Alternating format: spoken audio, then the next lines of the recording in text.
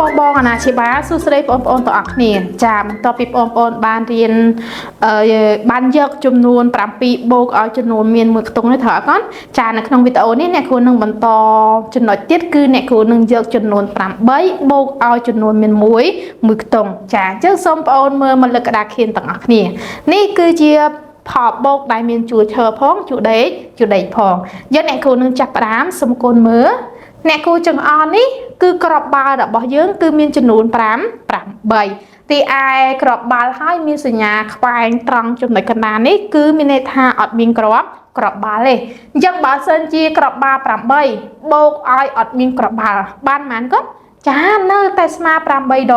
ដដែរចានោះយើងនឹងទទួលបានចំនួន8បូកឲ្យ0ស្មើ8ដដែរចាទីឯផ្នែកខាងក្រោមសូមកូនមើលអញ្ចឹងអ្នកគ្រូមានក្របបាល់ចំនួន8ទៀតហើយអញ្ចឹងអ្នកគ្រូត្រូវបូកបន្ថែមក្របបាល់មួយចាអញ្ចឹងកូនចាប់ផ្ដើមបូកបញ្ចូលមកបន្ទាប់ពី8ហើយអញ្ចឹងយើងចាប់ផ្ដើមបន្ថែមមក8ហើយគឺ9នោះកូននឹងទទួលបានចំនួនក្របបាល់9នេះគឺជា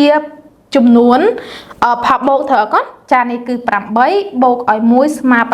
9ចាអញ្ចឹងអ្នកគ្រូមានលំហាត់សម្រាប់កូនសូមកូនមើលទាំងអស់គ្នានេះគឺជាលំហាត់ទី1លំហាត់ទី1នេះចូលគូសបាល់តាំងផលបូករួចសសេចាអញ្ចឹងអ្នកគ្រូនឹងចាប់ផ្ដើមឧទាហរណ៍មួយអញ្ចឹងក្របបាល់នេះគឺកូនសន្លឹងទៅគឺមានចំនួន8ហើយអ្នកគ្រូបូកថែមក្របបាល់មួយនោះកូនចាប់ផ្ដើមបញ្ចូលគ្នាមក8ហើយគឺ9នោះកូនសរសេរចំនួនក្របបាល់9គូសក្របបាល់ចូលទៅក្នុងប្រអប់នីមួយឲ្យបានចំនួន9រួចកូនសរសេរនេះ8ក្របបាល់8បូកឲ្យក្របបាល់1 8បូក1ស្មើ9បន្ទាប់ទៀតលំហាត់ទី2ចានេះគឺជាលំហាត់ទី2ចូលធ្វើប្រមាណវិធីបូកចាអញ្ចឹងអ្នកគ្រូចាប់ផ្ដើមឧទាហរណ៍ឲ្យមួយនេះគឺជាប្រមាណវិធីបូកជួរឈើអ្នកគ្រូយក8បូក0តើស្មើប៉ុន្មានកូនចានៅតែស្មើ8ដដែរបន្តទៀតធ្វើដូចគ្នាចូលលំហាត់ទី3សូមកូនមើលទាំងអស់គ្នាចាតាមើលទាំងអស់គ្នាកូនចានេះគឺជាលំហាត់ទី3ចូលធ្វើប្រមាណវិធីបូកប៉ុន្តែកូនទាំងអស់គ្នាឃើញអ្នកគ្រូសរសេរជាជួរអីគេកូនចាគឺជាជួរដេកចុះអ្នកគ្រូចាប់ផ្ដើមឧទាហរណ៍អ្នកគ្រូយក8បូកថែម1ស្មើប៉ុន្មានកូនចាគឺស្មើ9កូនសរសេរ9បន្ទាប់ទៀតអ្នកគ្រូចូលលំហាត់ទី4លំហាត់ទី4នេះគឺជាលំហាត់ចុងក្រោយហើយអញ្ចឹងទី4នេះចូលគូសគ្រីសក្នុងប្រអប់ដែលជាចម្លើយត្រឹមត្រូវអញ្ចឹងកូនមើលនៅក្នុងម៉ាប្រអប់នេះគឺមាន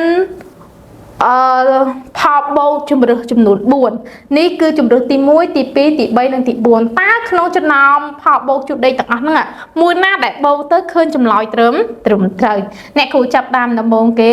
គឺ8បូក1កូនចូលរួមគិតមើលស្មើប៉ុន្មានកូនចាគឺស្មើ9អញ្ចឹងមានន័យថា8បូក1ស្មើ9ពិតជាត្រឹមត្រូវកូនគូសញ្ញាគ្រីសក្នុងប្រអប់ដូចអ្នកគ្រូធ្វើអញ្ចឹងទីឯបន្ទាប់ទៀតនេះ8បូក1ស្មើ7ត្រូវអត់កូនគឺអត់ត្រូវទេ8បូក1ស្មើ5ក៏មិនត្រឹមត្រូវដែរ8បូក1ស្មើ8ក៏មិនត្រឹមត្រូវដែរក្នុងចំណោម4នេះគឺមានផលបូក1ដែលត្រឹមត្រូវគឺទីតាំងដែលអ្នកគ្រូជ្រើសរើសមួយនេះតែអាចបន្តទៀតកូនចូលរួមជ្រើសរើសទាំងអស់គ្នាចាលំហាត់ទាំង4នេះសូមកូនទាំងអស់គ្នាចូលរួមហ្វឹកហាត់ធ្វើទាំងអស់គ្នាបន្ទាប់ពីកូនបានធ្វើរួចកុំភ្លេចយកឲ្យប៉ាម៉ាក់របស់កូនជួយពិនិត្យមើលថាតើកិច្ចការរបស់កូនពិតជាបានស្អាតនិងត្រឹមត្រូវដែរឬទេចាសូមអរគុណ